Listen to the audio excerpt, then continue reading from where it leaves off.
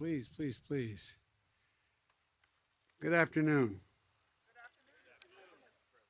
I Before I begin, let me start with something. I apologize, more somber.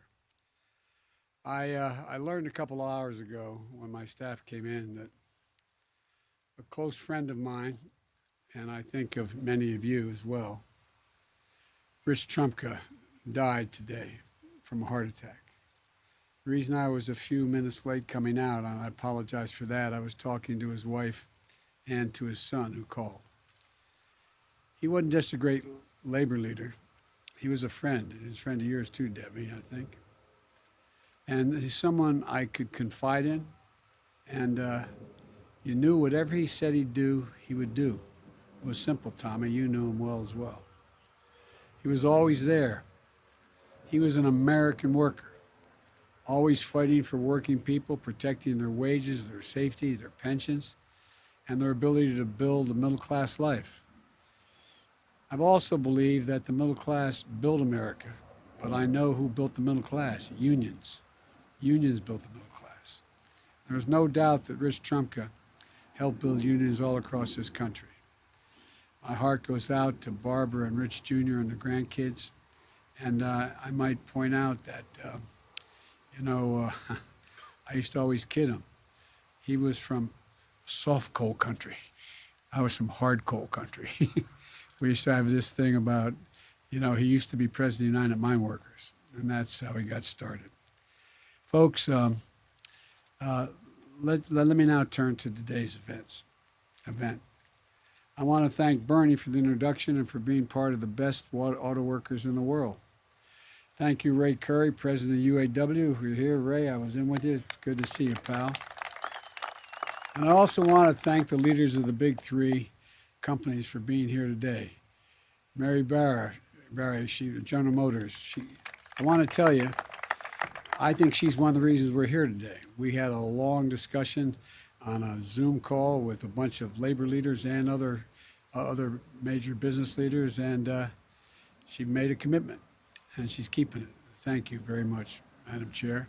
Jim Farley of Ford. And by the way, my dad was in the automobile business. He sold Fords for a while, but mostly General Motors products. But you see that sucker over there? 0 to 60 in 4.1 seconds. It's all electric.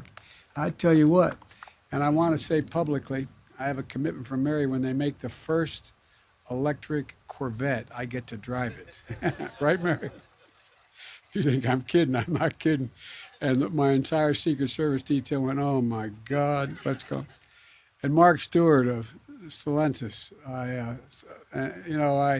Mark, we used to have one of your big plants in my state, and as the man I'm about to recognize, a special thanks to all the members of Congress who are here, but I want to pay particular recognition to my chairman, my buddy, we served together for years, Tommy Carper. Tom, and I know that I kid my Michigan friends, but I just want you to know, say to Senators Heinrich and Markey and Whitehouse and Padilla and Duckworth, and I'm leaving some folks out, I'm sure, Representative Kathy Castor, and the Michigan delegation that's here today, Debbie Stabenow, Senator Gary Peters, Congresswoman Debbie Dingell, who is automobiles, and Dan Kildee. But I want you all to know, I remind the Michigan delegation of this. It used to be when I first got elected, Deb, and I used to tell your husband this as well, we had a higher percentage of auto workers in Delaware than any state in the union, including Michigan. Now, the fact we had a very small population, and we had almost 100,000 auto workers in our states, counting the Autolite and others, had something to do with it. But I just want to be very straightforward. UAW brung me to the dance, as they say. And I also know we're missing someone truly special and a dear friend of all of us, Senator Carl Levin, who passed away last week. Carl and I served together for 30 years in the United States Senate together. He was one of the most, I think all my colleagues in Newham will attest to this, one of the most honorable people, most decent people I've not only served with, but I've ever known. He was a tireless champion of the American worker and the iconic American automobile industry. And so he embodied everything that his beloved Michigan and our country represents. Respect, dignity, pride in the nation and pride in what we built. And so today, labor and industry, state and local leaders, we're all working together to write the next chapter of the American story. As I've said before, we're in competition with China and many other nations for the 21st century. To win, we're going to have to make sure the future will be made in America. You know, back in May, I toured the Ford plant, as I mentioned, a state-of-the-art facility in Dearborn, where the UAW workers like Bernie are building the first ever all-electric Ford 150. And as I said, the best part is I got to drive it. It's incredible, and just like the other vehicles that are behind me today. They're a vision of the future that is now beginning to happen, a future of the automobile industry that is electric, battery electric, plug-in hybrid electric, fuel cell electric. It's electric, and there's no turning back. The question is whether we'll lead or fall behind in the race for the future. It's whether we'll build these vehicles and the batteries that got them to where they are in the United States, here in the United States, or we're going to have to rely on other countries for those batteries. Whether or not the job to build these vehicles and batteries are good paying union jobs, jobs with benefits, jobs that are going to sustain the continued growth of the middle class. They have to be. They have to be made here in America. Right now, China is leading the race. It is one of the largest and fastest growing electric vehicle markets in the world. And a key part of the electric vehicle, to state the obvious, is the battery. And right now, 80% of the manufacturing capacity for these batteries is done in China. And here's the deal. It's not China's battery technology that's much more innovative than anyone else's. Remember, our national labs in America, our universities, our automakers led in the development of this technology. We led in the development of this technology. And there's no reason why we can't reclaim that leadership and lead again. But we just have to move, and we have to move fast.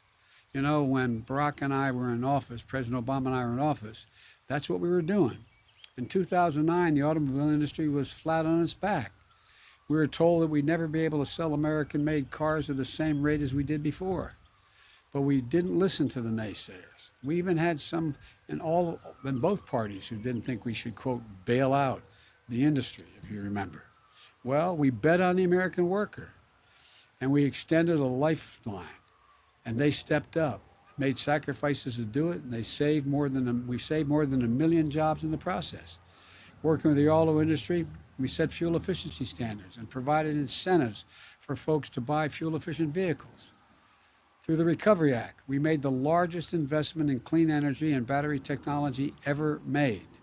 And then the previous administration came along into office, and they rolled back the standards we set. Despite bipartisan support for consumer incentives, they also let the federal tax credit expire, penalizing auto workers who were at the time selling most electric vehicles in the world, in the United States. They announced Infrastructure Week. They did it for every week for 4 years, and not once got anything done. Not once. Folks, the rest of the world is moving ahead. We've just got to step up. Government, labor, and industry working together, which you're seeing here today. We have a playbook, and it's going to work. Today, I'm announcing steps we're taking to set a new pace for electric vehicles. First, I'm following through on the campaign commitment to reverse the previous administration's short-sighted rollback of vehicle emissions and efficiency standards. I'm doing so with the support of the auto industry, the automobile industry. Today, the Environmental Protection Agency and the Department of Transportation are unveiling proposals to do just that. These agencies are beginning to work on the next round of standards for a broad class of vehicles, for cars, SUVs, pickup trucks, medium and heavy-duty vehicles. Importantly, we have announcements today from automakers representing nearly the entire auto industry market who have positioned around the ambition of 40 to 50% of all vehicles sold by 2030 in America being electric. This is a big deal. But to unlock the full potential, we have to keep investing in our workers and our manufacturing capacity. And that's what our Build Back Better plan is all about.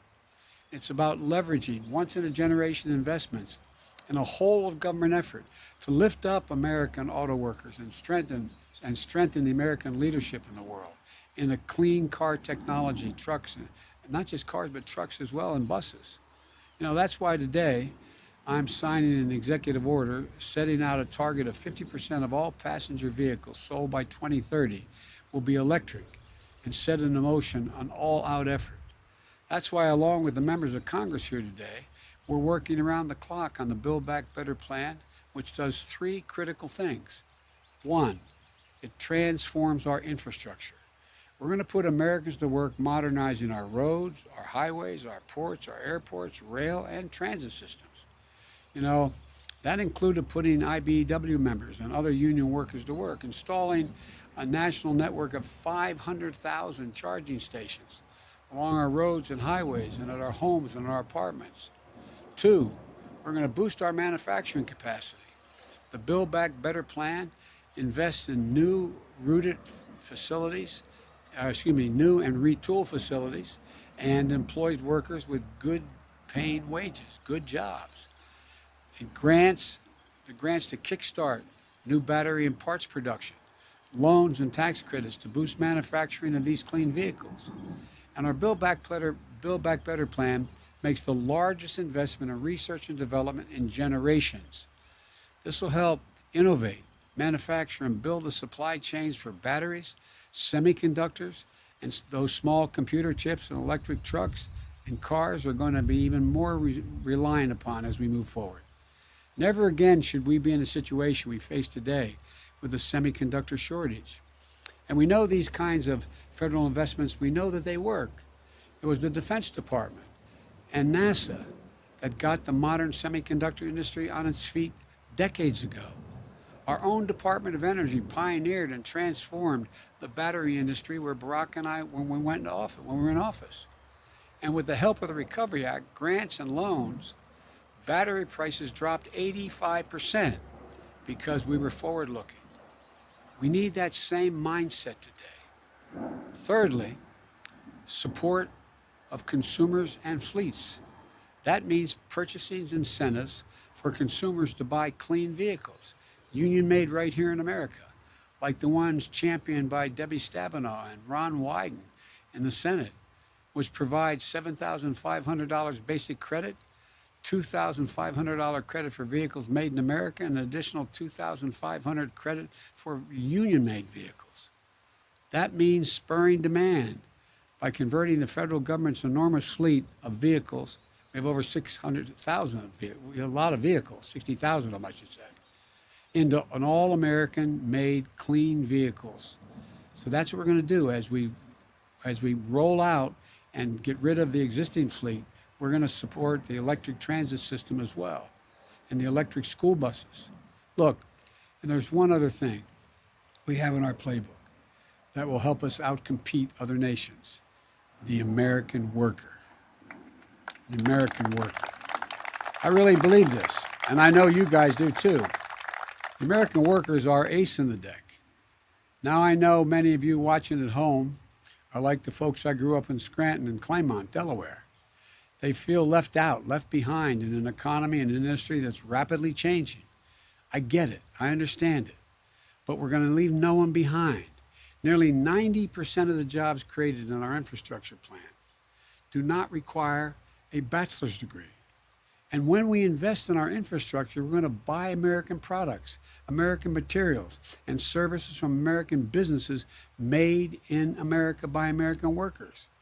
And we're going to do everything in our power to encourage and protect the right of workers to unionize and collectively bargain. The bottom line is, we are proposing a blue-collar blueprint to rebuild America. That's what it's going to be. And we need automakers and other companies to keep investing in America. We need them not to take the benefits of our public investments and expand electric vehicles and battery manufacturing production abroad. We need you to deepen your partnership with the UAW, continue to pay good wages, support local communities across the country. That's why I'm so proud the UAW is standing here today as well. It's why I'm proud that the three largest employers are sitting here and their sights are set not only on electric vehicles, but on expansion, expanding union jobs, expanding the middle class. It matters. You know, in the spring, I kept my commitment to convene leaders of all the major economies in the world it was not in person, but we did it on a Zoom call with a whole bunch of folks, including the heads of state of China, India, Japan, the European Union, for a meeting hosted in the White House on the most consequential issues facing the world. And the agreement is the climate crisis. And I made clear what I've long believed and I think of when I think of the climate crisis. Beyond the devastation of the lives and livelihoods and the health of our very planet, when I hear climate, I think jobs, good paying union jobs. I wanted the world to see there was a consensus that we're at an inflection point in world history. If we act to save the planet, we can also come out of it better. We can create millions of good paying jobs that generate significant economic growth and opportunity and raise the standard of living for people not only here but around the world. But I also wanted to put the world on notice. America is back. America is back. We're in the competition for the 21st century, the future that will be built right here in America. Let me close with this. Our economy is recovering. In 6 months, we're seeing the fastest job growth on record at this point in any administration in history, the fastest economic growth in nearly 40 years. And we've shown each other in the world that there's no quit in America. None, none, none. And it's never, ever, ever been a good bet to bet against America. We are the United States of America. There's not a single solitary thing, nothing, beyond our capacity to get done when we do it together. We have to act, and that's what we're doing today. And again, I want to thank the CEOs of the automobile companies, and I also want to thank all the auto workers. Thank you all for being here today. Now I'm going to sign the executive order, but I'd like to invite my congressional colleagues to come up if they're willing to stand behind me here when we do this, and others who know they're supposed to come on up. Thank you all very much. Certainly willing. President? Good to see you. Good to see you. How are you? Mr. President? Good to see Good to you. see you. I love that amendment. I hope I didn't get you in trouble. You didn't. Tommy, good to see you, pal. Good to see you. How are you, man? Good to see you. Good to see you. It's Now, exciting. come on, let's let the CEOs Everybody- come up here too. Yes, yes, yes. Now, when I sign, Jim, it's so bright. When I sign this executive order, usually I'm able to give a pen to all the folks who are part of it. I've got one pen, but I'm going to make sure you each, We're going to fight. you each are going to get a pen, I promise you. This is an executive order strengthening America's leadership in clean cars and trucks. And again, let me start off by thanking the CEOs as well as the UAW. But you all you electeds are the reason why it's happening. Thank you, thank you, thank you.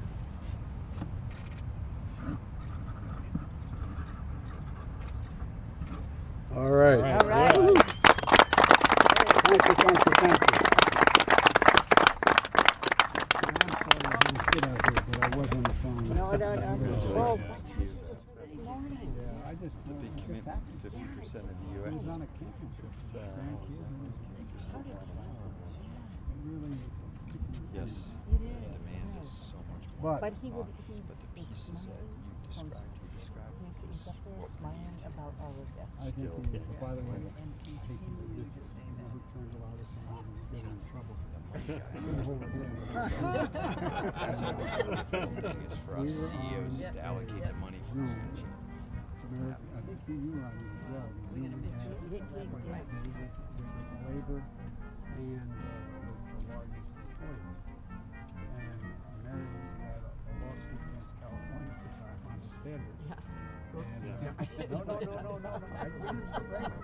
Oh, you We didn't. went through the whole thing, and Mary started, we got to blame her for that.